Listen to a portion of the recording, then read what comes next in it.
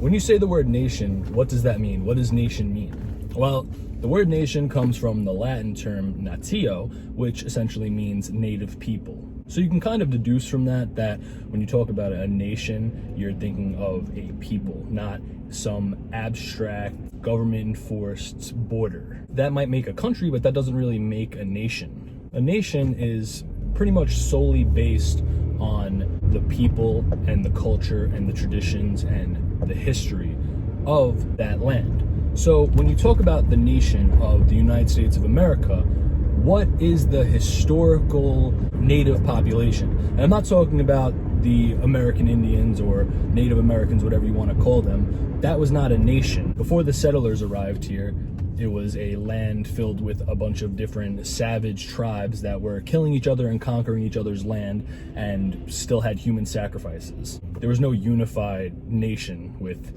traditions and culture and anything that would traditionally make up what a nation is. But when we settled in America and we founded the United States of America, even before 1776, but let's just start from 1776, the historical demographics of America was a pan-European identity because 85 to 90% of America were European-derived people, and 99% of them were Christian. So it's safe to say that the historical nation of the United States of America is a European Christian nation. So for the first 200 years of America's existence, we were a European Christian nation. And virtually all of our immigration policies made sure that we preserved the historical demographics so that the culture and the people and the traditions wouldn't radically shift and change the nation to something that it never was. Because what happens when you have an Italian neighborhood and then you start sending in a bunch of Puerto Rican people? Is that neighborhood going to stay Italian? Or is it going to shift more to Puerto Rican as the Puerto Rican population increases and the Italian population decreases? Of course, it's going to turn into a Puerto Rican neighborhood. Same thing with countries. So our immigration policies favored European immigration over anywhere else. We still allowed minorities. We've had historical minority groups in our country, but we kept it so that the majority was never disenfranchised. That all changed in 1965 with the Hart-Celler Act, which stopped favoring immigration from European countries and just stopped caring about the demographic population whatsoever. And it wasn't voted on, it was decided by our elites with the explicit promise that it wouldn't destroy our demographics. And what has happened? Since 1965, we went from a 90% European nation to under a 60% European nation now. That is the quickest and most radical demographic shift in the history of the world. And the same trends seem to be going on in Europe and other Europe-derived countries. Every single European country, besides Muslim Albania, and as well as every single country that has been colonized by European people, does not have a birth rate to sustain itself and repopulate itself. The sustainable birth rate needed is 2.7, meaning basically that every person needs to have at least 3 kids, essentially, if they want to continue their people. I think in America, the birth rate is like 1.4, and there's various different reasons for this. Women going into the workforce, feminism, de-Christianization, birth control, as always, what I say about everything, materialism, and going against God's natural order. But let's keep it on America.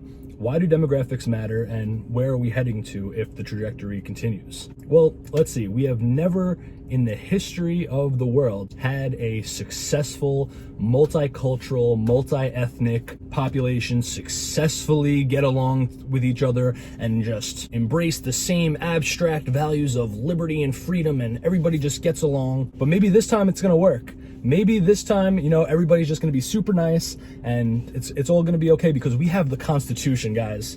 Doesn't seem likely, but demographics matter for a multitude of reasons. The first being is that you can't replace the native population of somewhere and expect it to remain the same. As I talked about with the example of replacing the population of a neighborhood. It's the same thing with a nation. Also, diversity is not our strength. We're constantly told that, oh, diversity is the biggest strength we have, when in reality it's the biggest weakness we have, because diversity causes nothing but conflict. If you put a bunch of people with different cultures, values, traditions, and religions and force them all to live together, it's not a utopian melting pot. It creates conflict inevitably. Now, of course, if you talk about wanting to preserve the historical demographics of your nation and wanting a cohesive, high trust society, it has been pathologized to where you are an evil, white nationalist, white supremacist, neo-Nazi, when in reality, it's the most natural thing in the world to want to preserve your country and your nation and your people. And you know what's weird? It's only European countries that are encouraged to embrace this idea of multicultural, multi-ethnic diversity. Every country in Europe is expected to take in refugees and mass immigration, but you don't see this with Asian countries or African countries. Japan can stay Japanese, China can stay Chinese. All these other countries can retain their ethnic core, no problem, but any white countries, nope. You're a racist, you're a bigot, and you're evil. That's it. So right now, America is on trajectory to have their European-derived population become a minority in, I think, the year 2048 or something, or maybe even quicker than that. Especially if Biden becomes president, he's just going to accelerate immigration intake, refugee intake. He's not going to be deporting any illegal immigration. He's probably not going to be doing anything about illegal immigration at all. So that's probably just going to be accelerated. So now white people are going to become a minority in a country that their ancestors founded. And are they going to become a loved minority, a respected minority, a protected minority class? Seems highly unlikely, considering that they're teaching children and pretty much every other race, and it's just continuously propagated in every form of media, from television shows to movies to on social media, that white people are evil, racist oppressors. So for the last 40 to 50 years, probably, every other race has been taught how evil white people are, while white people have basically been taught that race doesn't matter and to treat everybody equal, and that we are responsible for slavery and colonization and all this evil stuff. So do you think that's just going to suddenly change when we become a minority in this country? I predict that we're heading towards a situation of a mixture between South Africa and Brazil. In Brazil, the European population has basically condensed towards the south, and the more north you go, the more mixed race and more black that you get. And then in the south, there's a high density of white people who have basically condensed down there, and still there's a racial barrier. But honestly, Brazil would be best case scenario, because Brazil at least still has this overarching monoculture where they all still consider themselves Brazilian, and they all have this basically derived culture from Portugal, and racial identity isn't really a big thing down there. And I think that has to do a lot with the culture of not teaching people to hate white people, even though there is still a lot of racial conflict. Like if any white people went towards the Amazon or anything like that, it probably wouldn't be very safe. And also, crime in the favelas, not very good. And in South Africa, most of you should know about the Boer situation, where basically they're on the brink of a race war, but it's not even going to be any type of actual race war, because the Boer population compared to the black population is like 15-1 or something. But the black people are just slaughtering white farmers, and the government and the media is covering it up, and militias are forming, and it's basically a war zone, and it's super unsafe for white people to live down there. So I think that eventually, with the way things are going now, that seems to be where we're heading as a country right now, where white people are going to become minority. They're going to start condensing into one area of the country or a few areas of the country, but they're still going to be hated. And when anything bad happens to them, when people start killing them and racial conflict just erupts in mass scales, the media, the government's just going to cover it up, pretty much like they've been doing.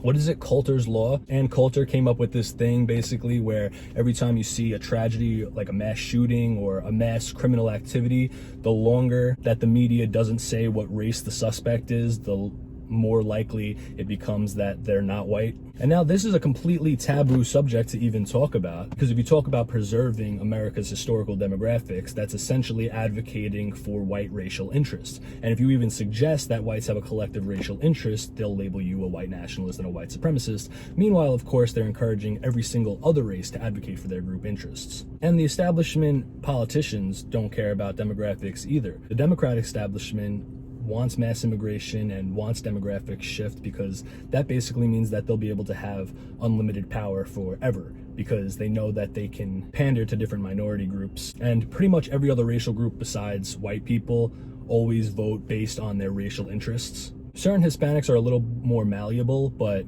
for the most part, people vote for their racial interests, everybody except white people.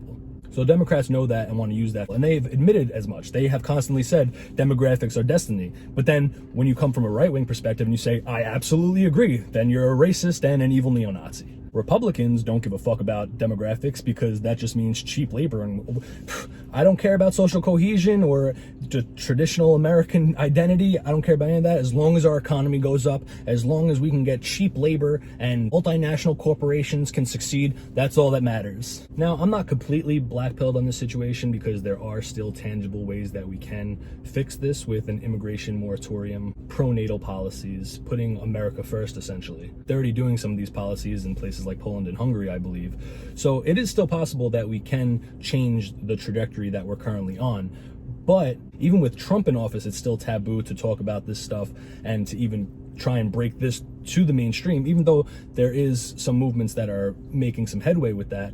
But with a Biden administration who is just going to drastically accelerate demographic shift, and on top of that implement hate speech laws where even talking about these things becomes illegal, that's going to make it really tough to ever think that we could fix this situation.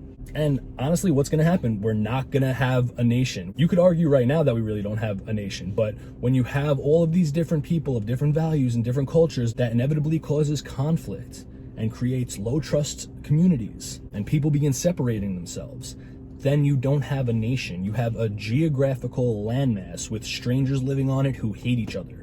And that is not sustainable. It has never been done in the history of the world. Part of the reason the Roman Empire collapsed was because of cultural differences and trying to mix all these different people together. It doesn't work. And a great book to read about this subject of demographic shift, and as well as a couple of other topics about the de-Christianization of America and how our cultural shift has also affected our nation.